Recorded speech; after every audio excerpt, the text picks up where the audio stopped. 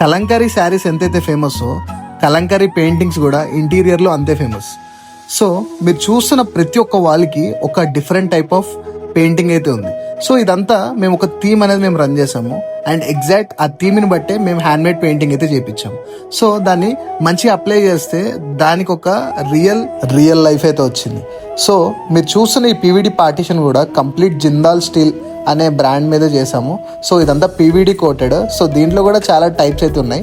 And మీరు చూసిన ఈ టీవీ యూనిట్లో బ్యాక్గ్రౌండ్లో చాలా మంది అక్రిలిక్ అయితే యూస్ చేస్తున్నారు. మేము దాని ప్లేస్లో రియల్ స్టోన్ అయితే యూస్ చేసాము. సో దానివల్ల మాకైతే ఈ లుక్ వచ్చింది.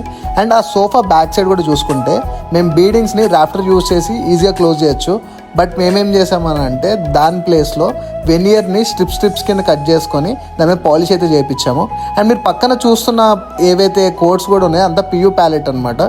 సో అది కూడా యూస్ చేయడం వల్ల మనకైతే ఓవరాల్ ఈ లుక్ అయితే వచ్చింది.